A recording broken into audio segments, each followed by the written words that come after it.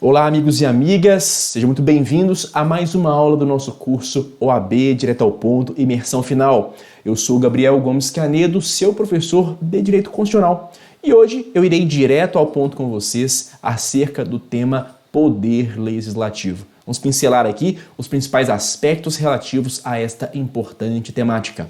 Bom, no que tange ao Legislativo, é bom que você saiba que ele está presente, obviamente, em todos os entes que compõem a nossa federação.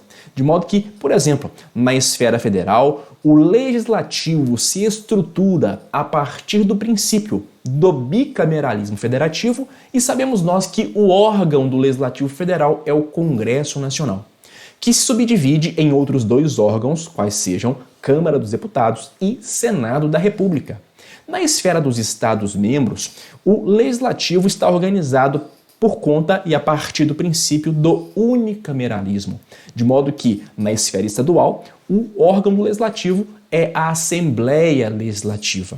E nesse compasso, veja que na esfera do Distrito Federal, cuja estrutura é muito próxima, se assemelha bastante à estrutura dos estados, lá no DF, o órgão do Legislativo é a Câmara Legislativa. E na esfera municipal, de igual modo, também o legislativo se organiza, se estrutura a partir do princípio do unicameralismo, de forma que o órgão do legislativo municipal, todos sabem, é a Câmara Municipal, chamada Câmara de Vereadores. Muito bem, em cada um desses órgãos haverá uma mesa diretora, em outras palavras, haverá uma diretoria. Nesse contexto, é importantíssimo que você tenha em mente o artigo 57, parágrafo 4º da Constituição, mesmo porque recentemente o Supremo Constitucional Federal veio a interpretá-lo, na verdade, reafirmando a força normativa desse dispositivo, para então dizer que aquele que ocupou determinado cargo na mesa diretora, seja da Câmara ou do Senado, não pode se reeleger, não pode ser reconduzido para a eleição, para o mandato imediatamente subsequente, enfim, para o mesmo cargo. Então, exemplificando para você, para ficar mais fácil a compreensão. Se alguém ocupou, durante 2 anos, durante um biênio, o cargo de presidente da Casa Legislativa, ele não pode ser candidato à reeleição para o mandato imediatamente subsequente. Isso porque afrontaria diretamente o texto constitucional. Ok? Muito bem.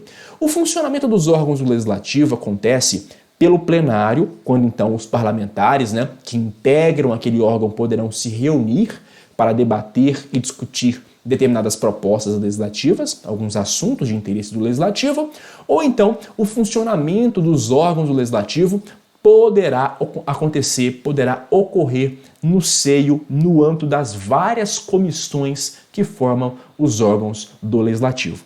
Sobre essas comissões, eu quero aqui, na verdade, chamar a sua atenção para a mais importante comissão parlamentar, que é a Comissão Parlamentar de Inquérito, CPI, cuja previsão, no texto constitucional, está no artigo 58, parágrafo 3º. Muita atenção a esse tema. Ele cai bastante, tem uma alta incidência nas provas. Bom, a CPI, meus caros amigos, ela tem por finalidade desempenhar atividade fiscalizatória. CPI não denuncia ninguém, CPI tampouco julga alguém.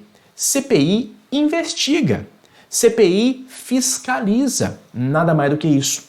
E ao final dos seus trabalhos, ao final do trabalho investigatório realizado pela CPI, se ela constatar que existe ali prática de crime, alguma irregularidade, algum ilícito, de qualquer sorte que possa ser, ela vai então encaminhar o relatório da comissão dos trabalhos para o Ministério Público, que aí sim, por sua vez, poderá promover a responsabilização de quem quer que seja. Maravilha? Mas veja, a função dela é simplesmente fiscalizar, é investigar. Maravilha. Para que uma CPI seja instalada, é necessário, segundo os termos da própria Constituição, que haja aí um requerimento de 1/3 dos membros da Câmara ou 1/3 dos integrantes do Senado da República. Veja que não é um quórum expressivo, justamente porque as comissões parlamentares de inquérito, elas expressam um direito das minorias parlamentares. Pois bem, o objeto dessa CPI é um objeto determinado, tem que ser um fato bastante específico, de interesse público, por vezes consiste, em atos de corrupção, em atos que compreendem o desvio de verbas públicas, seja da administração direta ou indireta, de alguma empresa pública ou sociedade de economia mista. Enfim, o fato a ser investigado tem que ser certo, tem que ser bem delimitado e, obviamente, é um fato de interesse público. De outra parte, a CPI ela não pode perdurar ad eternum, para todo sempre, O prazo de funcionamento da CPI deve ser um prazo certo, de modo que no ato de criação da CPI haverá de constar ali o prazo da sua duração, se será 3 meses, 6 meses, 1 ano, o que for. Lembrando que o prazo fatal para que a CPI encerre os seus trabalhos é o término da legislatura. É o final daqueles 4 anos que corresponde, então, ao mandato dos deputados federais. Então, ao final da legislatura, quer queira, quer não, a CPI precisa encerrar os seus trabalhos. O que a CPI pode fazer? Bom, segundo a Constituição, e é bom, é importante que você tenha essa expressão memorizada, segundo a própria Constituição, a CPI tem poderes de investigação próprios de autoridades judiciais. Poderes de investigação próprios de autoridades judiciais e não policiais. É um pouco estranho porque, na verdade, não compete ao judiciário investigar, não é mesmo? De outra parte, me parece que é melhor compreender, e aqui eu faço uma incursão teórica, é melhor compreender que a CPI tem poderes instrutórios. É por isso que ela pode, por exemplo, atuar como se juiz fosse, ouvindo testemunhas, ouvindo eventuais investigados. São poderes próprios de um magistrado. São poderes próprios de quem faz parte do poder judiciário. Então ela tem poderes instrutórios de juiz, de autoridade judicial.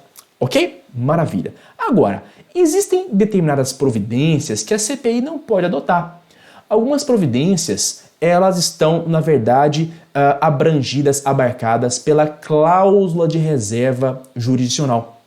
O que isso quer dizer? Determinadas providências, somente o Poder Judiciário pode determinar. Somente juiz pode dar a ordem para que esta providência venha a acontecer.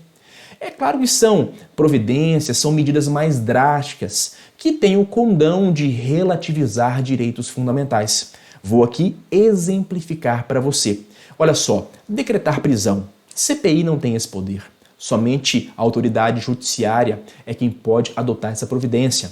Mais do que isso, interceptação telefônica. Da mesma forma, somente o Poder Judiciário pode decretar interceptação telefônica, nos termos da Lei 9296 de 96. Mas também decretar busca e apreensão domiciliar. Não é uma tarefa que é consentânea com a atividade da Comissão Parlamentar de Inquérito, justamente porque é mais incisiva, é mais drástica e tem um condão de relativizar direitos fundamentais. Agora, é muito relevante que você saiba que a CPI pode, é uma construção jurisprudencial sólida no âmbito do STF. CPI pode afastar sigilo de dados telefônicos, bancários e dados fiscais. Tá bom? Tranquilo? Gente, só CPI municipal é que não tem esses poderes que eu acabei de mencionar.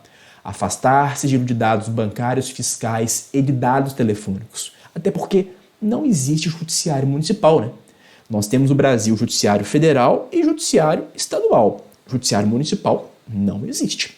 O que nós temos são juízes federais e estaduais lotados na esfera dos municípios, que são comarcas ou seções judiciárias. Mas judiciário municipal realmente não existe. Atenção para a diferença entre interceptação telefônica e sigilo telefônico de dados. Gente, afastar sigilo de dados telefônicos, na verdade, é ter acesso ao detalhamento das ligações. Quando é que ela foi feita, para quem, quanto tempo durou. Interceptação telefônica é outra coisa. Significa dizer que um terceiro vai ouvir as conversas, os diálogos que estão ocorrendo em tempo real. E aí, obviamente, para tanto, o judiciário terá que ter dado uma autorização prévia para que isso aconteça. Interceptação, a CPI não pode levar adiante. Muito bem, então. Além disso tudo, é importante que vocês saibam que os parlamentares, aqueles que são integrantes do Legislativo, eles têm imunidades. Imunidade material, imunidade formal. A imunidade material é aquela que protege o parlamentar em relação às suas opiniões, palavras e votos. O parlamentar não pode ser responsabilizado pelos seus pronunciamentos, pelos seus discursos, que estão conectados com a função, não é mesmo? Pois bem, na esfera, pessoal, federal, o parlamentar, quando ele está dentro da sua casa legislativa, não só na esfera federal, mas na estadual e na municipal também, entende-se predominantemente que esta inviolabilidade é absoluta. Ele pode dizer o que ele bem quiser, o que ele bem entender, que ele não poderá ser responsabilizado nem na esfera civil, nem criminal, pelas suas palavras, opiniões e votos. Fora do parlamento, fora do recinto da Casa Legislativa, é preciso verificar se o pronunciamento dele está conectado com o exercício funcional.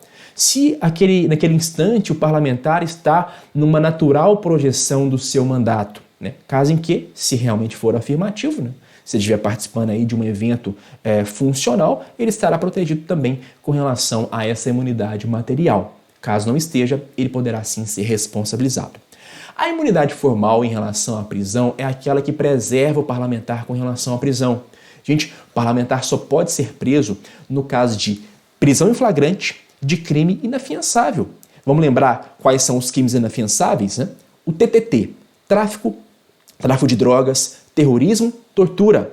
Além disso, racismo e ação de grupos armados contra o Estado democrático. A ação de grupos armados civis ou militares contra a ordem constitucional e o Estado democrático. São os crimes inafiançáveis. Então, somente em caso de flagrante delito de crime inafiançável, admite-se a prisão do parlamentar. Agora, jurisprudencialmente tem-se admitido que o parlamentar pode ser preso com o intuito de cumprir pena naquele caso em que a sentença que o condenou tiver transitado em julgado. Observação, hein? Tem-se admitido, segundo o Supremo Tribunal Federal, a aplicação aos parlamentares daquelas medidas cautelares diversas da prisão lá do artigo 319 do Código de Processo Penal. Em qualquer caso, seja no caso de prisão ou das cautelares diversas da prisão, que por sua vez podem também trazer ali algum prejuízo para o exercício do mandato, nesses casos, a Casa Legislativa tem de ser informada para que em 24 horas, os autos têm que ser enviados à casa em até 24 horas e a casa então vai deliberar se mantém ou se acaba relaxando a prisão do parlamentar. É um pouco estranho, mas é a dinâmica presente hoje no texto constitucional. Sobre isso, não deixem de fazer a leitura na íntegra do artigo 53 da Constituição. Agora, temos ainda a imunidade formal para o processo. Naqueles casos em que o parlamentar estiver respondendo a um processo criminal, é possível, se houver provocação de partido político na Casa Legislativa, é possível que este processo penal fique suspenso enquanto o parlamentar cumpre o seu mandato. Uma vez encerrado o mandato, o processo penal voltaria a tramitar normalmente. Vamos ver agora algumas questões relacionadas a este tema que nós estamos aqui acabando de enfrentar. Bom, a primeira questão vem tratando do senador João, que for eleito presidente do Senado Federal. Ao aproximar-se o fim do exercício integral do seu mandato bienal, de presidente do Senado, começa a planejar seu futuro na referida Casa Legislativa. Gente, qualquer semelhança com a realidade é mera coincidência. Ciente do prestígio que goza entre seus pares, discursa no plenário, anunciando a intenção de permanecer na função até o fim do seu mandato como senador, o que ocorrerá em 4 anos. Assim, para que tal desejo se materialize, será necessário que seja reeleito nos 2 próximos pleitos, 2 mandatos bienais. Sobre a intenção do senador, segundo o sistema jurídico constitucional brasileiro, assinale a afirmativa correta. Pessoal, essa pretensão é possível? Não, não é possível. Porque o artigo 57, parágrafo 4º, diz que não é possível uma reeleição para o mesmo cargo no mandato imediatamente subsequente.